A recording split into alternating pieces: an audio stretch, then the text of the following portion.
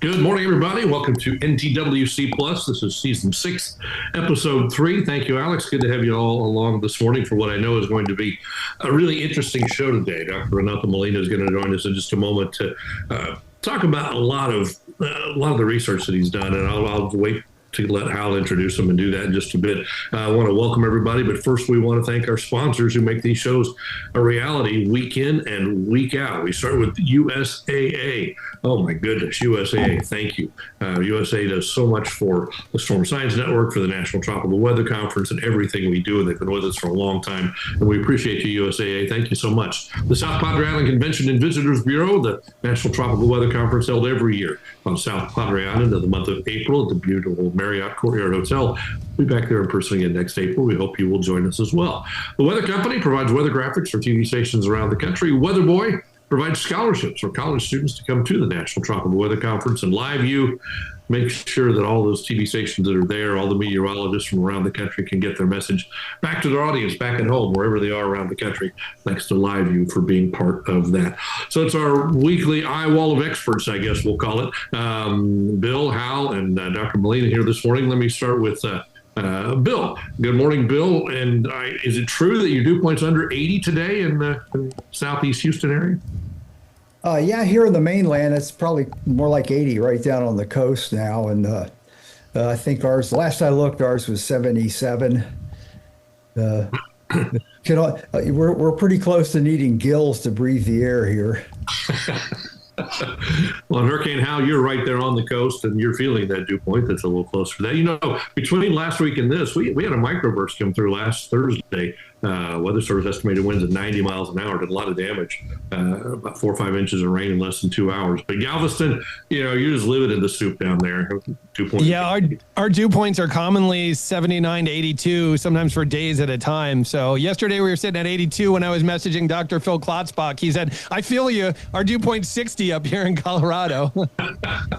They have no clue. They have no clue, do they? Yeah. I was encouraging everybody to go out to a picnic last night. Dew point for a little while dropped down to 68. It was really nice. So you do eventually get used to it at some point, and 75 feels good if you live on the coast. That's crazy. That's crazy. Well, let's get started. Hal, you want to introduce our guest, and we'll go from there. Oh, I'm so excited to introduce our guest today. Dr. Renato Molina is an assistant professor of environmental and resource economics at the University of Miami's Rosenstiel School and Miami Herbert Business School. His research spanning game theory, climate adaptation, fisheries management, and disaster resilience informs policy and conservation. A Gulf Research Program early career fellow.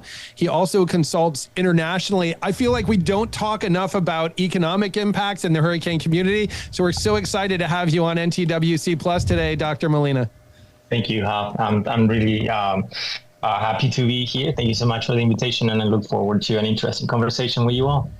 Dr. Molina, you cover so much different, diverse research. Give us an overview of some of these major things you're doing related to weather and climate. Yeah, thank you. I do work, as you said, like in something broadly defined as resilience, and thinking about resilience of coastal communities in particular, and how we think about the risk environment. That means how our own actions basically create risk. Let's say how we overfish our resources, how we might develop an area that might not be suited for development, and how we also develop policies in order to protect us from those risks, right? Either those created by our own actions or those that are external to us, such as hurricanes, such as sea level rise, etc. So my work overall tries to answer questions related to, community resilience, mostly for communities on the ocean, and that, basically relates to how we can prepare better for natural disasters such as tsunamis, hurricanes. How can we actually manage our resources in a better way? Can we use conservation as a way to protect ourselves from, let's say, over extracting a fishery resource, a certain species? Can we use, coastal conservation as a way to protect ourselves against sea level rise and those sorts of questions? Dr. Molina, in your experience, do most coastal communities really understand that they have these risks, or often are you coming in and kind of opening their eyes to risks they did not really know about? Yeah. So, some of the work that I've done has to do with going out and asking people, how do you feel about this certain protective measure? How do you feel about the risks associated with that protective measure? And what I find, or what I've found consistently over the years, is that people are very aware of the risks associated with the codes. They're also very aware of the benefits associated with the measures that we have in order to protect them. But one thing that I feel like is often not well understood, and I'm not claiming that I have perfect knowledge about it, but something that is often present is that people are not really aware of the trade-offs. And by that I mean, let's just say I talk to a scientist and they said we have to protect against sea level rise, and this is the utmost priority. And then you go and talk to that person, and that person will be like, yeah, this is important, but I also value having a view. So I don't want to forest some mangroves basically planted in front of my house, right? And those trade-offs are basically taking place dynamically, meaning different people in different locations across the coast will have different preferences about these sorts of measures, the sorts of risk, and how they're able to trade off things that they enjoy right now versus some policies that might protect them. And going back to your original question, yes, they're aware, but there are trade-offs that take place that are not just one single dimension. I'm really glad you mentioned that. Sometimes we hear scientists talk about the need to retreat from the coast, right? When you come to the coast, you see this robust economy, this great quality of life. And sometimes we get the feeling maybe people are just looking at this one dimensionally. It sounds like you're saying we need to look at these different angles, right? To understand maybe the big picture. Yeah. And I feel like a lot of the, common discourse about managed retreat basically is someone sitting in an office saying oh, these people are at risk and they need to leave without even asking them, and a lot of the time they will these people are very aware of the risks that they face. It's not so. For instance, let me just give you this example, right? Someone that moves to Miami, it's not like they move to Miami and they say, oh, there's zero risk of hurricanes. They're plenty aware of the risk of hurricanes. Maybe they don't have an unbiased perception of the overall risk, but they're plenty aware of the risk of moving to Miami and what that means in terms of flooding, right? So, yeah, I feel like very often scientists tend to have a very, I guess, very informed view, but perhaps, it's usually a single dimensional view. People make decisions not just based on one single criteria, right? The decision to move away from a certain place is not solely based on oh, my house got flooded once, or it gets flooded once every year. That's not a decision for people to basically pack up and move to Colorado. Yeah, so it's really, it's more nuanced than that. Bill, I wanted to pass the mic over to you. You've lived in Miami. You lived in coastal Texas. I think you've lived everywhere, right? A lot of places, that's true. And I'm still proud of the fact that I haven't had $1 of insurable damage from any hurricanes in 75 years. But yeah, I want to build on that point there. I've said that the challenge is the factors working against somebody, say, evacuating from a hurricane, the factors that would cause them to wait sometimes dominate over the uncertainty of the risk that might be coming at them. And financial tends to be one of the number one factors. If you don't have a large catastrophic fund set aside for yourself, uplifting the family for days to a week and staying in a hotel is beyond what you want to spend, and that factors into the decisions. I had another question that I find difficult. I found very difficult when I was working for NOAA, both at the forecast office and the Hurricane Center. Is we get these estimates of how much damage and loss was done, and none of us were insurance or economic experts. We tried to do the best we could, but I just wonder how accurate do you think some of these large scale estimates of losses are that we're using to base some of our planning? That is a great question. And, I wish there was a good answer, but I feel like I'm going to leave you with more questions. But there are two ways in which we measure damages right now. One is a direct damage, right? Meaning stuff that gets destroyed, like you file an insurance claim and that gets processed, and like people know that took place, right? So that's easy to track, quote unquote, easy to track, right?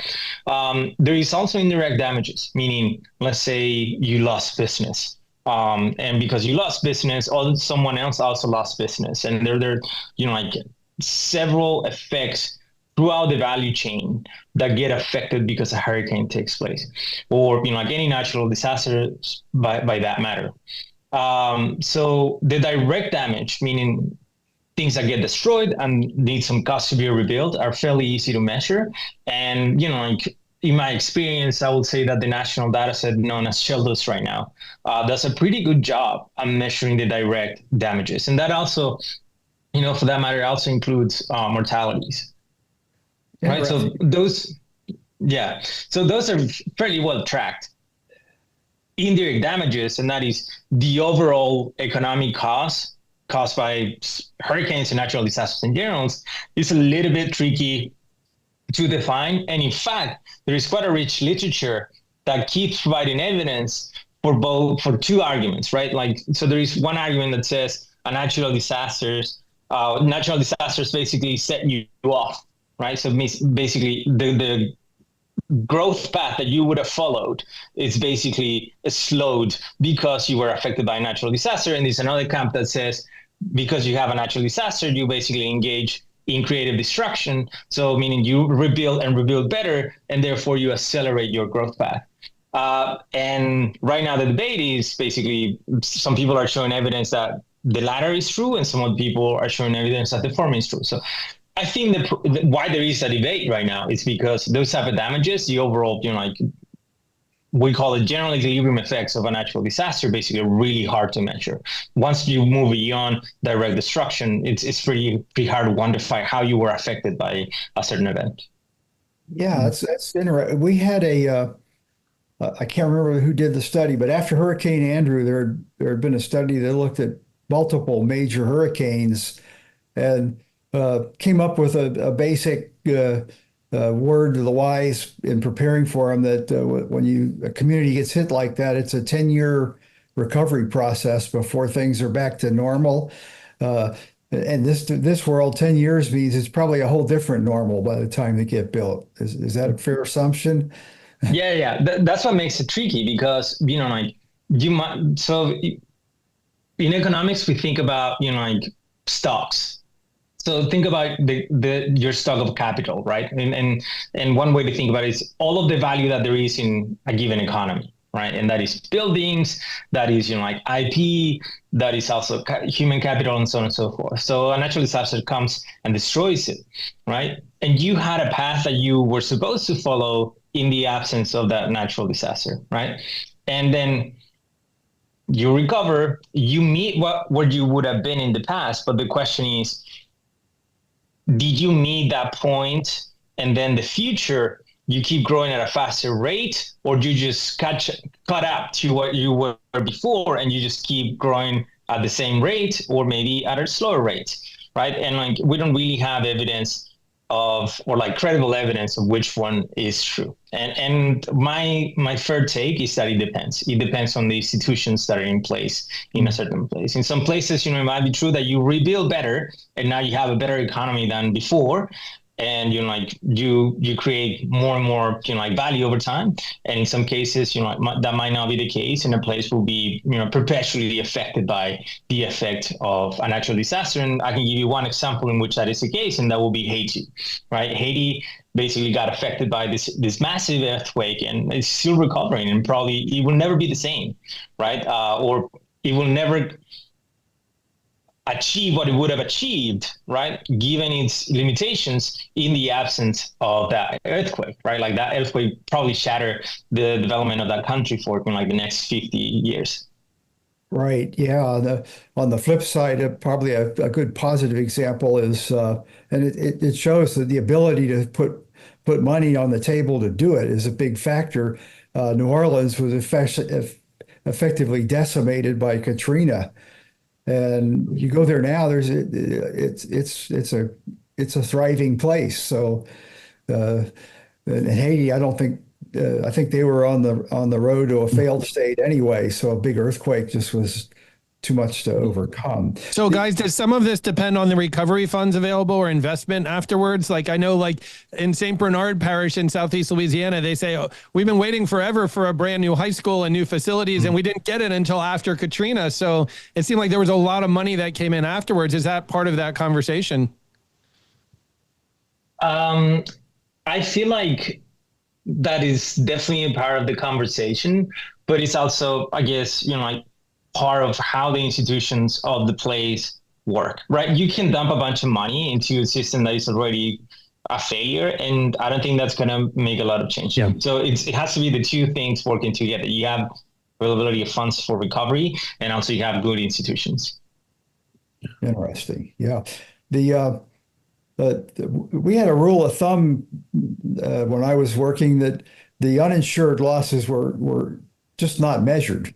And the advice we got from the Insurance Information Institute was, as our first guess, is that double the amount of damage count, especially in a flood, and it really shows over here, nowhere close to 50% of the people impacted on any of the floods I've seen in the last 30 years in the Houston area were even half the people covered by flood insurance. So they're basically, how would you find out that data without the insurance entity doing the estimates? Yeah, so underinsurance is definitely a problem, and like this has been documented multiple times, and like recent research has documented the problem is still a problem, right? And perhaps it will be an even bigger problem if like rates go up in places that are have high vulnerability. And like I wish I could give you like a good answer for how we can work with that, like lack of data, but that's one of the problems as well. Like if you don't have insurance, you don't really know what the losses are, and usually like government agencies just do some like back in the envelope calculations and trying to estimate when there isn't really direct data. And yeah, it is a challenge. But like one of the things I can tell you for sure that I know that I'm working internationally, that the United States actually has a lot better information than most countries in this sense, like in terms of like how different natural disasters are affecting the population, the economic damages of the losses that we have record of, and like how we are basically channeling funds to solve those problems. Like other countries do not have a reach or systematic way of recording those impacts. Dr. Molina, I've seen a few examples of hurricanes really impacting coastal tourism. Two examples come to mind. 2 years ago, there was a Cat 5 hurricane that hit Acapulco, Mexico in October. Their main tourism season starts in October and runs through April. It was the worst timing for them because it was right at the beginning of their peak tourist season. A second example, last year we had Hurricane Beryl along the Texas coast here in Galveston, Houston. Typically, hurricane impacts in our region would be more August, September, when the main part of tourism is done. Beryl came in on the tail end of 4th of July weekend, which, I mean, it impacted hotel occupancy from South Padre all the way up through Galveston for the 4th of July. But then a lot of my partners that work in tourism, they said, usually like people are on social media 4th of July posting their amazing experience at the beach. And then through the rest of July and August, people say, well, I want to go there. The water looks great. But when you killed tourism in early July, they said they have evidence that it really killed the entire season to some effect, if that makes sense. Just electricity was out, there was damage, and then people didn't see those other experiences on social media. I know I'm sharing a broader perspective, but what are your perspectives on hurricane impacts or disaster impacts on the coast affecting long-range tourism? I mean, are those numbers pretty easy to find, or what do we look at? I mean, that is a great, like avenue. I'm not really familiar with any study that has done this at a systematic level, and like I would love to write that paper also.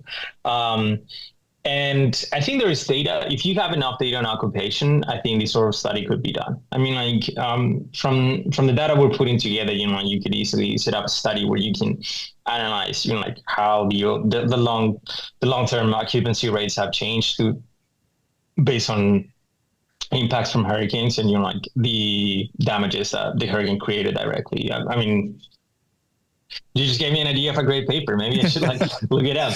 But yeah, that's fairly doable. I feel like because again, as I was telling you, that loss that you just pointed out is an indirect damage, right? It isn't something destroyed, but it's something that affected the economic activity. So this is a long-term cost, or it's not really something that got destroyed, right? So it's hard to measure. But like occupancy rates, I think is a really, really good proxy for economic activity, and I think like that paper should be reading. Well, you're right. And you could compare to previous years. Almost everyone I know that works in tourism, what's really interesting, typically we have a murky water here. It can be brownish along the Texas coast, but occasionally we'll get a very blue water day, or maybe 3 days in a row with blue water. There are not that many tourists the first blue water day, but then everyone sees that on social media, and then all these people start coming to the coast. It's the same with really calm conditions for like getting out fishing or stand-up paddleboard. If you have 3 calm days in a row, the first day, not that many more tourists, but then when people are seeing that on social media, then there's a huge influx. So people were making that argument with the hurricane last year. Had there not been a hurricane, people would have been seeing their friends and family having a great experience at the beach, and they would have had a lot more tourism later in the season. It might be an interesting paper, maybe. Yeah. I mean, like, especially with the social media angle, right? Like if you're able to see, and this speaks to the communication of amenities via like digital means. Like if you're able to see that somewhere is nice and you want to have that experience, right? But if that gets ruined via the impact of a hurricane, like I can truly see the mechanism. It will be really interesting to see if we can actually see it in the data. One of the things that I can tell you is I'm studying. Associated with the work that I do in hurricanes, I'm studying how these, like hurricanes affect fisheries. And one of the things that I'm finding right now is the impacts, at least on fishing landings, right, are mildly constrained. So meaning like once you get a hurricane, right, it's not like the area is devastated for months. Like usually what we see is that the impacts basically dissipate after a week. So you just lose a week of production in terms of fisheries terms, right? So it's not something that will basically kill a region. So maybe the impacts for the hotels and the tourism industry will be longer term. It will be interesting to see for sure. Bill, you have any other questions? The international aspect, we tend to think about the whole problem of moving away from the coast a long way on storms and not building near the coast. But if you live on a Caribbean island, that's not an option. The building along the coast is exactly what fuels your tourist industry. So have you done any work in that area, and can share some insight as to how they deal with this sort of economic issue? I haven't really done anything that explores specifically how countries in the Caribbean have, cope with hurricanes. However, I've done, like other work internationally in terms of looking, like how typhoons affect the, economic trade or like the trade channels in Asia. And, like one of the things that we can for sure say is that, if it's a hurricane or a typhoon, basically does cause disruptions, right? Those disruptions might be long-term, short-term, depending on, like the specific circumstances. But one of the things that we can for sure identify is that, like they do have an effect in economic trade, right? And for instance, if we look right now, we're looking at Japan, and we can find significant effects in terms of reducing the economic trade that the country does during the typhoon season. So if you the mechanism here is as follows, right? So like, and probably it's the same here in the United States, though it hasn't been measured so far. You have hurricane or a typhoon in their case, right, going through the ocean, and that basically disrupts what would be the normal economic flow of trade, right? So like you don't have shipping vessels basically going through the same route that they would have in the absence of a typhoon. So when there is a typhoon, basically they adjust the route. And what that causes is basically it's a disruption in the supply chain, right? So now you actually have to either work at a higher capacity or, at capacity, depending on the port and how they're affected. And that what that results in is stuff not getting to where it should have gotten to at the time that it was supposed to get. And that basically has a welfare cost, right? So it's just a disruption. And this is something that I think is very interesting. And hurricanes are just one type of extreme weather event in which you're basically disrupted, and that results always in economic losses. And going full circle to the beginning of our conversation, right? It remains to be defined if the long-term consequences of those disruptions are positive or negative, but at least in the short term, they're always negative. And, I think it is important to devise the right economic and, non-economic policies for systems, that is communities, countries, regions, to better cope with the sorts of, impacts from extreme weather events. Great. It's our schedule. This is when I usually do a little bit about the tropics, but when we come back from our little part in here, I'd like to discuss the climate adaptation aspect of your work, because that's, at least for me, that's an area of big importance and interest. So stand by. All right. I actually have something to talk about in the tropics these days, and get this up here. Get on the right first screen. Okay. The Atlantic is quiet, and for people to look even beyond a week, it looks like it's going to be quiet through June. Remains to be seen. There's always surprises when you try to get cocky about that. This is the water vapor loop of the both the combined Western Atlantic and Eastern Pacific, and you can see nothing of interest other than this disturbed weather down here in the Bay of Campeche that's going to be migrating along the northeast Mexico and inland in tandem with the motion of rapidly intensifying Hurricane Eric down here south of Mexico. A little closer up view of Eric, and in the infrared, very cold tops. An eye is forming. There's a recon plane heading that way. I don't think he's there in the eye yet, but they're in the storm environment now. So we'll get a lot better readings on that. In both the water vapor and the IR, the aspects the Hurricane Center talks about of no shear, virtually no shear, and plenty of moisture. There's no evidence of any dry intrusion. The dry air is fairly far to the west of the storm, and it's steadily moving on a northwestern track towards a landfall in Mexico. Let's see how our recon's doing here. Okay, it looks like they're probably getting the eye right now. So maybe by the end of the show, we'll have the latest and greatest from the plane. The flight level winds, the peak they've seen is, gosh, get that out of the way. There we go. Looks like about 60 knots and 55 down below on this particular run-in. It's only the first pass, so it may not be representative of the whole storm's max intensity. Where's it going to go? The official forecast hasn't changed on the track at all from the last night or the yesterday's even, and the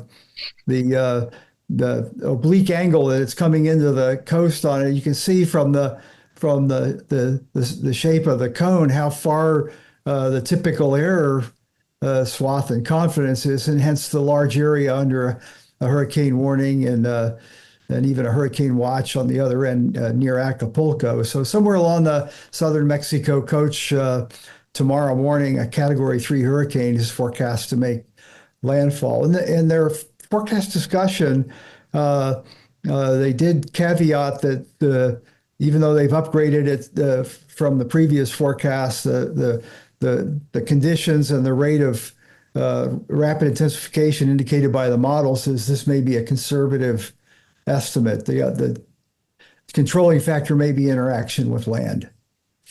Let's see. Obviously, the wind impacts the threat of storm surge. I'm not real tuned into this coastline on their risk of storm surge, but I don't think it's anything like our Gulf. It's got a fairly deep, steep drop off. So I think it'll be in this area just to the right of where the center goes on that. And perhaps the biggest story will be, depending on where people live, where this heavy rain falls, with the mountainous terrain running west-northwest to east-southeast, there's going to be a tremendous upslope flow on the right side of the hurricane as it approaches the coast and makes landfall. Given the size of the circulation that appears on satellite that's moist, these estimates I'm almost certain they'll verify, and that's at darkest in the 16 to 20 inch. And in the past, we've usually seen a few isolated spots get considerably more than the general forecast in there, and that's enough to cause serious mudslides and flash flooding. If it verifies and makes landfall as a Category 3, it'll be the earliest on record that we have of a landfall of a major hurricane on the west coast of Mexico. There's been plenty of major hurricanes. These are all Cat 3, 4, and even I think there's 1 5 in there. So it's a one or more 5. So it's still an active time of the season for them out there. And that's what I have on our hurricanes for today. Alex, how about a word for our sponsors? Bill, thank you very much for that. Yes, we've definitely going to be bringing up some interesting talks a little bit later on about what's happening out there, because that is definitely the first time we've ever seen that potential happen out along the coast there of Mexico. Things are really getting active. We'd like to thank our sponsors for making the show possible this morning. USAA, they've been with us for quite some time, helping us not only with the conference but with this show as well. We want to thank them as well. South Padre Island Convention and Tourist Bureau have really given us a boost over the last few years, keeping our National Tropical Weather Conference going down at South Padre Island. The Weather Company for all they've done and helping us with different things, with either some sponsorships or helping us with different areas of graphics and things that they can help us with. And Weather Boy, these guys are really out there all the time helping us out, bringing students to the conference and introducing us to some really interesting custom cookies. And Live View for helping us do all our live shots out from the National Tropical Weather Conference every year. We really appreciate their help throughout this point. And now, Bill, let's go back to you, and then we can go to Hal, and let's do a segment for GeoTrek. Okay. Hal's been working on this project of GeoTrek for several years now, and we like to hear from him every Wednesday on the latest and greatest from GeoTrek. So, Hal? Yeah, for sure. Thanks, Bill and Alex. With GeoTrek, we explore the world to bring you stories about extreme weather and natural disasters not covered by the mainstream media. A lot of people love our podcast. It's a top 5 podcast on the topic of natural disasters. But this week, we were actually featured as a guest on a podcast. This is a fantastic weather podcast that you're going to love. It's called Off the Radar, hosted by meteorologist Emily Gracie. And we went in to talk about the top 10 American storm surges. So I run USurge, the U.S. Coastal Flood Database.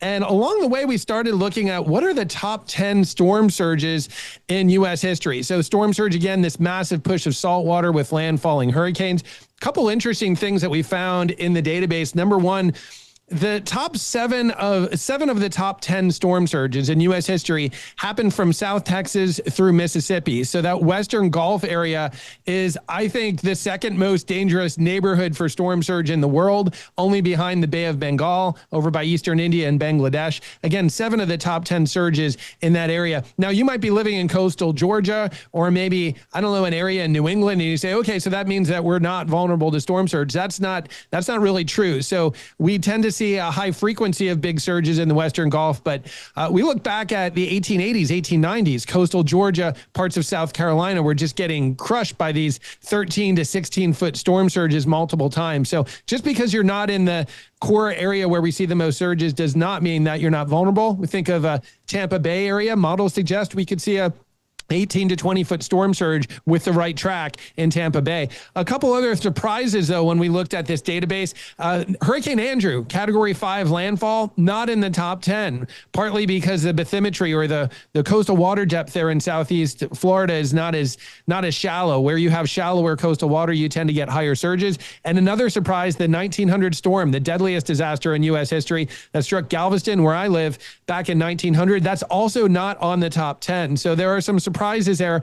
And what we learned is just because a storm has a big impact or a big loss of life does not necessarily mean it's a top 10 surge. But we take Hurricane Laura 5 years ago, Southwest Louisiana. The peak surge was in the coastal prairies, not really impacting that many people, but it comes in as the top 4 number surge on the list. So there's a lot of surprises there, and you can listen to more how we constructed the database and what we can learn about the impacts of storm surge. That's on the Off the Radar podcast with Emily Gracie, and she has a lot of fantastic weather podcasts that you're going to love. Give that a follow and follow us at the GeoTrek podcast as well. That's all we got on the GeoTrek desk. Appreciate you giving a shout out here, Bill.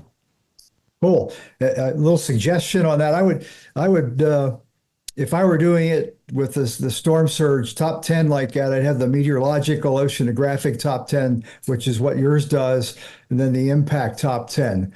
Because yeah, and that's a good call, Bill. I mean, we could actually do a top. You know what? We could do 3 of them. The 10 highest water levels, 10 highest loss of human life, and then maybe 10 highest economic losses, which, as we're talking to Dr. Molina today, we get do we talk about the damage? Do we talk about the long-term impacts of the economy? A lot of different ways to look at this, but that's a great suggestion, Bill. Yep. And that leads me right into adaptation. One of the most prominent things going on in the Gulf Coast places immediately after a big surge event is how to build resilience to that. And the theoretical best path is a planned retreat from the coastline, but that's not practical. People have jobs, they like living near the coast and things like that. I don't think you'd have much success doing that. So we use these engineering approaches, which are kind of expensive. Have you looked at some of that and from a research point of view on what may be maybe a preferred best way forward given the realities of human life? Yeah, so thank you. This is yet another great question, Bill. The way to think about this problem, I think, is in 2 ways. You can think about adaptation both in the short term and in the long term. So long-term adaptation will be something that, will protect you against multiple events that will come in the future. And that will be infrastructure, basically, right? And that could be building a seawall, building a dome if you want to, to protect the entire city. I think the current president at some point suggested that.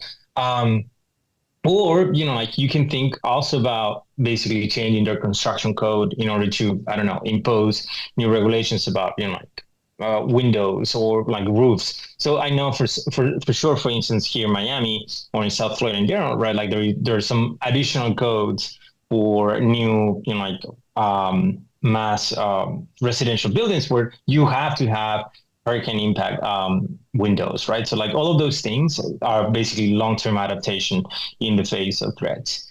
And short-term adaptation will be, something that it's just basically focus on protecting you against the short or an immediate threat, right?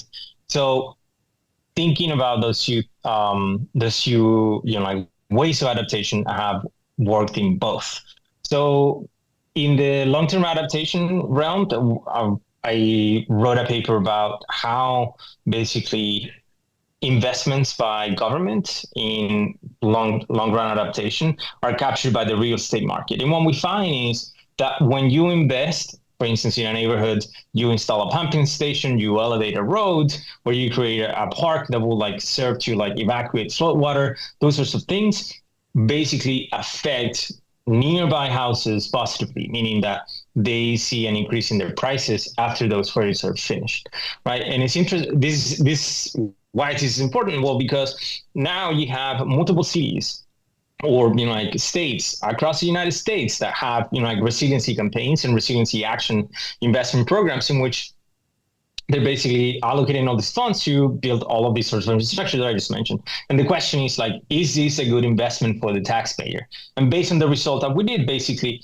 just looking at the return of investment based on, like property taxes, and using Miami as a test bed, like we find that, yes, this is a program that's funded itself over the years, just basically because people see these infrastructures, they realize they will protect them in the long run, and that translates into a higher price for those houses. And overall, then that's channeled back to the government via like property taxes. So that's my work on long-term adaptation.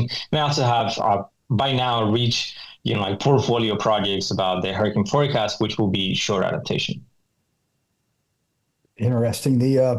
I guess the real case study for like Miami, South Florida would be the next time they get a major hurricane threat to do a detailed accounting of how well these new building codes performed and how it helped reduce the loss of property to the homeowner and of course the insurance industry. Yeah, for certain. I mean, Miami has been somewhat lucky. Too lucky for like several of the past seasons. But it will be great to see. Hopefully, like there aren't like any massive losses. And like one thing that's interesting, and now that you were discussing this hurricane going to Mexico and thinking about Acapulco a couple of years ago, right? Like hurricanes are by far the most impactful natural disaster in the United States. Like the other ones don't even come close in terms of yearly damages.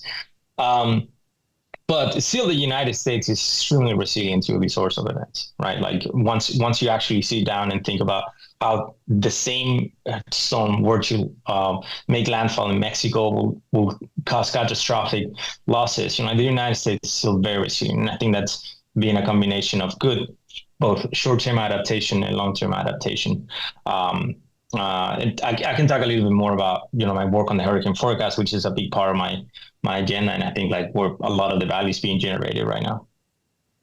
Yeah, I'd be interested to hear that. What aspect of the hurricane forecast are you are working on? The messaging, or is it aspects that we currently don't forecast? Yeah, so neither. I think I am just basically asking what is the value of having a forecast and what is the value that's being generated from making that forecast better. So this all traces back to a previous project that I had where people were interested, and like people have been interested about this question for many, many years. And perhaps you can relate to this problem, which is the government provides a service, but because it's a public good, right? Really, you cannot sell it in a market. You cannot exclude other people from using it. There isn't really a clear notion of, like how much benefit it produces. So there isn't really a market price that we can clearly point out, like real estate, right? Like there isn't anything like that, right? And this is basically the public good problem. So this is like interesting because again, it's a taxpayer who's funding all of the enterprise that basically produces, like the hurricane forecast that you just showed. But is that money well spent? The only way that money is well spent, right, is because, or it would be if it produces enough benefits in order to cover the cost. So a lot of the evidence of how valuable the hurricane forecast came from surveys. So people went out and asked people like, oh, do you think there is value in having a hurricane forecast? And would you like to pay more in taxes if we make it better? But the problem is that just asking people comes with a series of issues, such as people that say the hurricane forecast is valuable already believe it, right? So they might be, influenced by the survey that you designed, by the words that we're reading in that survey.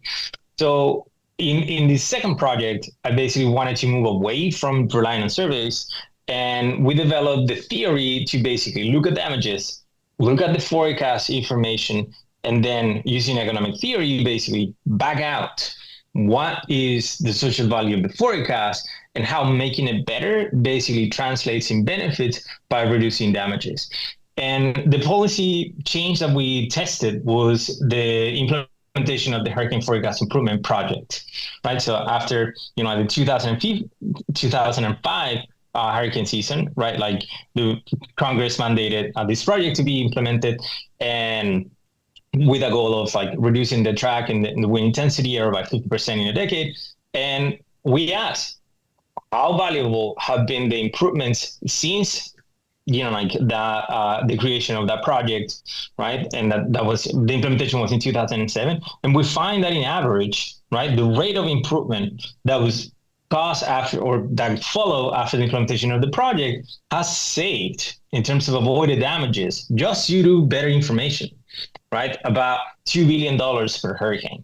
So since 2007, if you were to aggregate those values, that basically means about 20% of the damages that could have happened, right, did not, just because people were given better information relative to the status, before the Hurricane Forecast Improvement Project.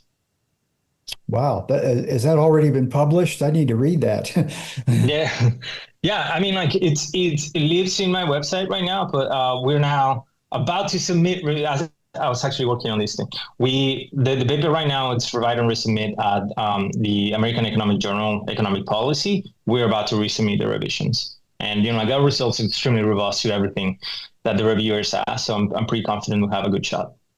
That's great, because we know intuitively, we were pretty sure we were getting a pretty good bang for the buck by doing that. That was part of the decision making on the project. But most of the time, though, our focus is look how the population's grown immensely, but the deaths from hurricanes has dropped remarkably, and the only thing we can attribute to is better forecast, better communication. So that's been the driver there. It's good to have some hard studies done on the economic part. Yeah. It's quite impressive, and I feel pretty confident when I say that based on our calculations, and we're pretty confident of this is probably one of the best public goods provided by the government to every citizen. Dr. Molina, I wanted to ask you, we see in hurricane climatologies, there's often randomness and clustering. Like 2004, 2005 is these very busy seasons in Florida. And then there's 10 years with no hurricane landfalls. And then in recent years, it's been very active again. Do you see a difference in engagement and interest to invest in coastal protections and things like this, depending on the recent history? The way I see it is, it's always a convex combination. And what that means to me is basically the overall interest is an average of, low intensity seasons and high intensity seasons. And, and that is a weighted average, meaning more recent events usually spike up interest, right? While events far away don't really affect much their interest, but it still contribute to the baseline level. And I feel like when you are hit by, let's say, a hurricane or a king tide event, probably interest spike up, and that basically pushes you to demand you need to invest here. And then your representatives will perhaps put a project together and then will invest. And so I think it's basically a mix between what's in the collective mind and how that it gets refreshed given what you experience in a given season. And overall, since we see increased flooding and increased sea level rise, basically the average then goes up, so the interest in protecting against those events also goes up. And I think that's what's been taking place in the coastal and the United States. That's really interesting. I wanted to ask you as well, you were talking about the value in forecasting. How have you seen forecasts progress as far as accuracy or utility or, benefit to people as the technology and the forecasting improves? Yeah. So in that project that I was just talking about, right? So after 2007, basically there was an increase of an order of magnitude in terms of how errors were being, reduced over year to year, right? So before the Hurricane Forecast Improvement Project, the rate of improvement was about 0.03%, and then after the Hurricane Improvement Project, it grew to 0.4 or 4%. I think it's 4%. Yeah, right? So it was zero point 0.3 before, and it grew to 4%. That's an order of magnitude increase. So it's like there's a massive improvement, and like based on the data that we can see, and that everyone can check on the NOAA website, you can see that progress is still being made.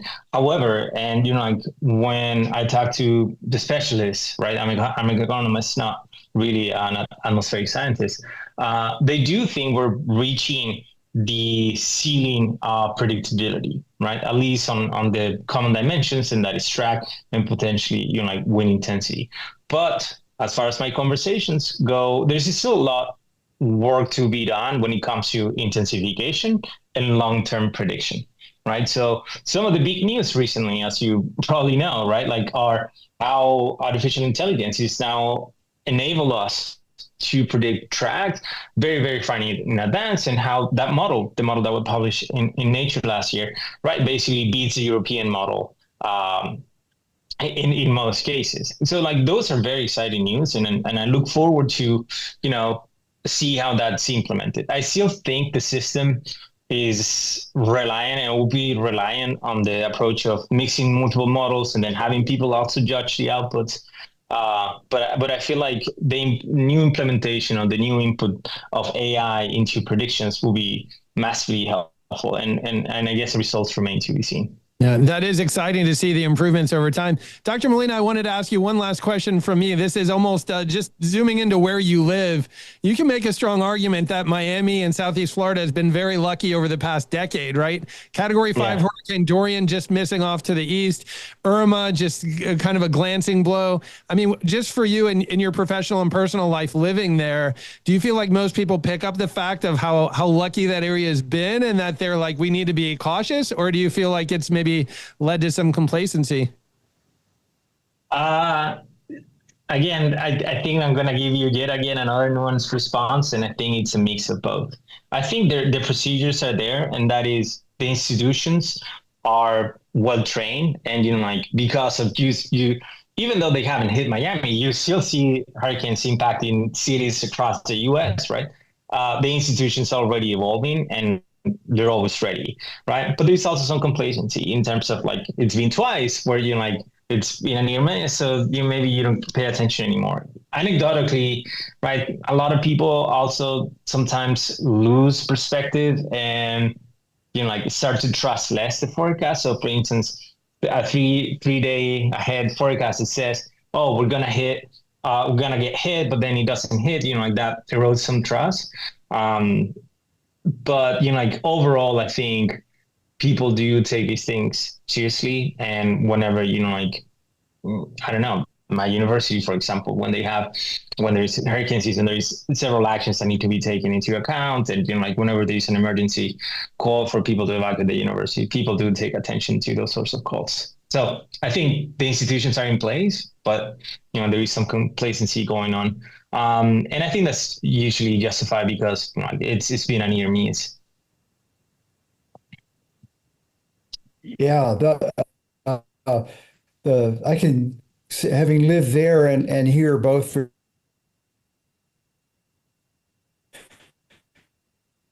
a lot of procedures to better prepare the public for hurricanes, and the increase in the building codes. It's all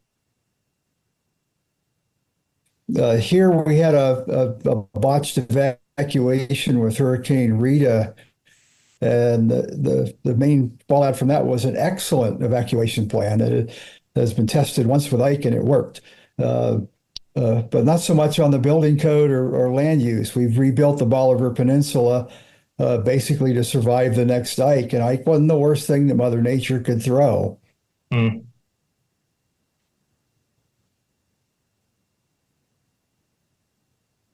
Seems like we've lost a little bit of a connection here. I think Hal is offline as well. I'm not sure if it's the internet this morning or what's happening. But we did get one question in from looks like it's from Casper. Let me see if I can bring this up. I don't know how relevant this would be, but he's saying that over the winter months, the Gulf loop current reconnected with a broken loop eddy south of Louisiana. after disconnecting in early spring, it's resulted in a cool pocket of very little OHC between the loop current and the eddy. Can you offer some insight on this? I've never seen this occur before. Does anybody have a question or maybe insight on that particular one? No, there's a couple oceanographers over in the building that our guest is working at that would very well answer that question, but I don't know. And Hal's trying to get back in. Yes, I think Hal's trying to come back in again. There must have been something really big that happened somewhere along the line. Let's see if we can bring everybody up here. There you go. Hal? Hey guys, I should be back with you. Hopefully you can hear me. Yes, Casper had a question that most of us are kind of stumped on. He was talking about a loop current in the Gulf that reconnected with a loop eddy, and he was just wondering if anybody had some insight on what impact that would have, I guess, because he has never seen that happen before. Yeah, interesting stuff. I mean, a lot of times we have the loop current that tends to be there in the Gulf, and that position can shift and change, and we can get these warm core eddies break off from that, and typically they'll drift slightly west. But it is interesting when you look at the track of all that. The warm core eddies, they move very slowly. The loop current can oscillate. So it's interesting to see if I don't know, that becomes interesting because the loop current basically has a clockwise turn to it, and so do the warm core eddies. In fact, these warm core eddies are almost like, it's like pinching off part of the loop current. So they'd be both spinning clockwise, so I don't know if they could rejoin. It'd be interesting, an oceanography question for sure. No doubt, no doubt. Well, we're coming up to There's a lot of warm water out there anyway. You know, both of them are warmer than basin-wide water temperatures, which just can more fuel hurricanes. So it's really interesting to look at. Yes, no doubt indeed. Well, we're coming up to the end here. We've got about 3 minutes left in the show, and so let's talk about what we've learned today and some of the interesting things. Let's make a turnaround now. Bill, what have you got?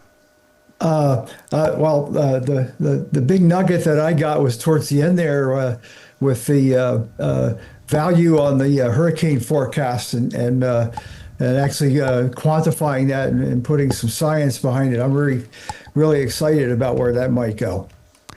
That indeed was a really interesting one. Hal, what was your gain from today? I really love Dr. Molina's data-driven approach where he says, has there been a study on that? Has someone researched that? He's not just sharing opinions, he's sharing real science. I thought it was really interesting how the investment in coastal infrastructure was proven that it can lead to increasing property values, and there's a positive ROI or return of investment. I thought that's really interesting that that's been studied, and it shows the benefit of investing in protecting the coast. Agreed. That was a very important one. Dr. Molina, tell us your experience today with us. What did you think was the top thing that we talked about today, and what would you say would be a takeaway somebody listening should take? Yeah. First of all, thank you so much for having me. It's been wonderful to talk to you all. I really like our conversation about thinking widely in terms of what are the economic impacts of hurricanes on just people in general, how people decide to move or relocate, but also on tourism. And I think that's an important topic that needs to be further explored, at least in my line of work, which is trying to study the significant economic impacts of it. I also like what Bill was showing in terms of what's happening with this hurricane in Mexico, and I really like the products that he had to explore. Thank you very much. Well, thank you all very much. Dr. Molina, thank you for joining us today. Bill, Hal, really good leading questions and carrying out the show for the afternoon, even though we had a little interesting hiccup here toward the end with everybody dropping off, but we got everybody back in. All right, I'd like to thank our sponsors out there, USAA, South Padre Island Convention and Tourist Bureau, the Weather Company, Weather Boy, and LiveView. Without these companies, we would not be here today producing this or the National Tropical Weather Conference coming up in April of next year. So again, thanks so much, everyone, for being here today, and we look forward to seeing you next week.